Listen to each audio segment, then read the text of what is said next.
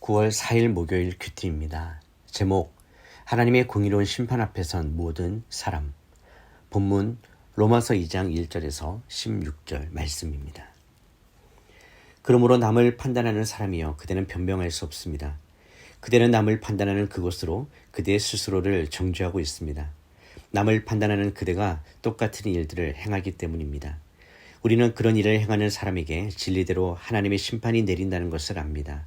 그런 일을 행하는 사람을 판단하면서 똑같은 일을 행하는 사람이요, 그대가 하나님의 심판을 피할 수 있을 줄로 생각합니까? 아니면 하나님의 인자하심이 그대를 회개로 이끄시는 것을 알지 못하고 그분의 인자하심과 용납하심과 오래 참으심의 풍성함을 멸시합니까? 그대의 고집과 회개하지 않는 마음 때문에 그대는 진노의 날, 곧 하나님의 의로운 심판이 나타날 그날에 그대에게 임할 진노를 쌓고 있습니다. 하나님께서는 각 사람에게 그의 행위에 따라 갚아주실 것입니다. 참고 선을 행해 영광과 존귀와 불멸을 추구하는 사람에게는 영생을 주시나 자기 이익만 추구하고 진리에 순종하지 않고 불의를 따르는 사람에게는 진노와 분노를 내리실 것입니다. 악을 행하는 모든 사람의 영혼에 환난과 고통이 있을 것입니다. 먼저는 유대 사람에게 있을 것이며 다음으로는 그리스 사람에게 있을 것입니다. 그러나 선을 행하는 모든 사람에게는 영광과 존귀와 평강이 있을 것입니다. 먼저는 유대 사람에게 있을 것이며 다음으로는 그리스 사람에게 있을 것입니다. 이는 하나님께서 사람을 편애하시지 않기 때문입니다. 율법 없이 죄 짓는 사람은 모두 율법 없이 멸망하고 율법 안에서 죄 짓는 사람은 모두 율법대로 심판을 받을 것입니다. 하나님 앞에서는 율법을 듣는 사람이 의인이 아니라 오직 율법을 행하는 사람이 의롭다는 인정을 받을 것입니다. 율법이 없는 이방 사람이 본성으로 율법의 일을 행한다면 비록 그에게는 율법이 없을지라도 자기 자신이 자기에게 율법이 됩니다.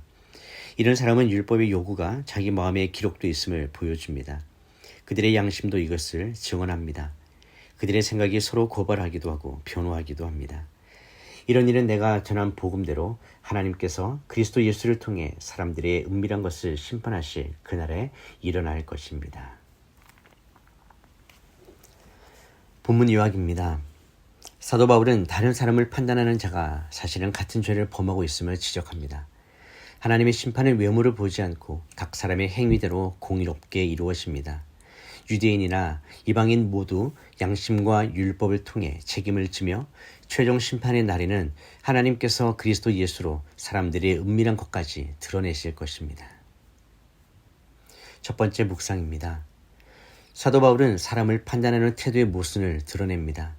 남을 정죄하는 자 역시 동일한 죄를 범하고 있기에 스스로 심판을 면할 수 없습니다. 인간의 죄성은 자기 중심성에서 비롯됩니다. 자기 죄는 가볍게 여기면서 다른 이의 죄는 과장하여 판단하는 것이 우리의 본성입니다. 그러나 하나님의 심판은 인간의 외적인 판단과 달리 완전하고 공의롭습니다.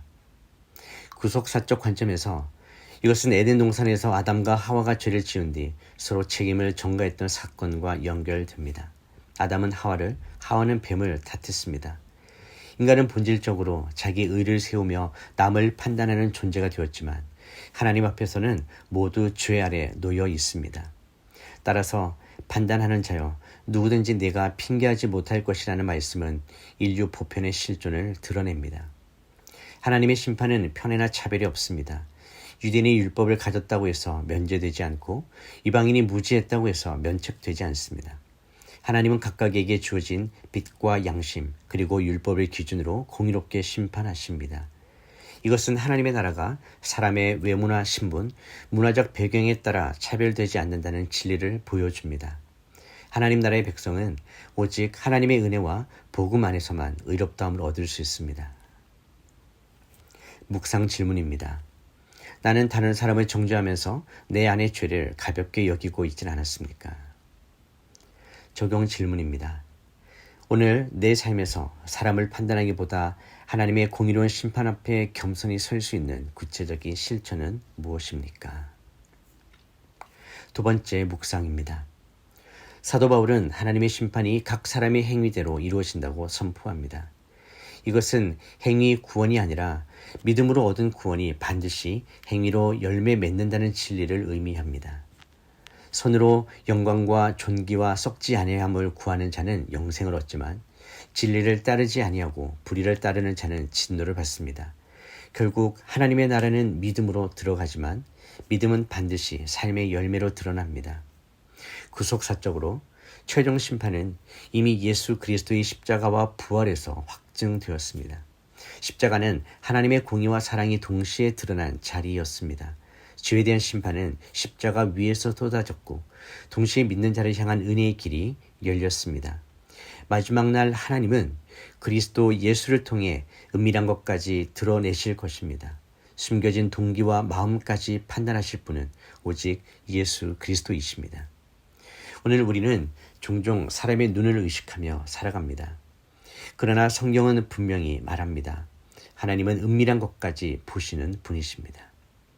하나님 나라의 백성은 사람 앞에서가 아니라 하나님 앞에서 살아가는 자들입니다. 우리의 은밀한 삶이 하나님 앞에 투명해질 때 복음이 진정한 능력으로 드러날 것입니다. 그러므로 성도의 삶은 끊임없이 자기 의를 내려놓고 은혜로 서는 삶입니다. 하나님 나라의 심판은 인간을 억누르는 율법적 두려움이 아니라 오히려 그리스도 안에서 의롭다 하심을 받는 자에게는 영광의 소망이 되는 것입니다. 묵상 질문입니다. 나는 사람의 시선보다 하나님의 은밀한 심판을 더 의식하며 살아가고 있습니까? 적용 질문입니다. 오늘 내 은밀한 자리에서 하나님의 주권을 인정하며 믿음으로 순종할 수 있는 작은 결단은 무엇입니까? 9월 4일 묵상 한 줄 요약입니다. 하나님의 심판은 외모나 신분이 아니라 은밀한 것까지 공의롭게 판단하시며 우리는 오직 복음 안에서 은혜로 의롭다 하심을 얻어 하나님 나라의 백성답게 살아가야 합니다. 기도하겠습니다. 거룩하신 하나님 아버지, 다른 일을 쉽게 정죄하면서 우리 죄에 대해 둔감했던 교만을 회개하오니 용서하여 주시옵소서. 사람의 눈으로 판단하지 않고 오직 하나님의 공의로 그 심판 앞에 겸손히 서는 자 되게 하여 주시옵소서. 또한 우리의 은밀한 삶까지 주님 앞에 드러난다는 사실을 기억하게 하여 주시옵소서. 사람의 시선이 아니라 하나님의 눈앞에서 살아가는 믿음을 우리 안에 세워주시옵소서. 우리 삶이 자기 의로 가득 차지 않고 오직 십자가의 은혜와 복음의 능력으로 채워지게 하여 주시옵소서.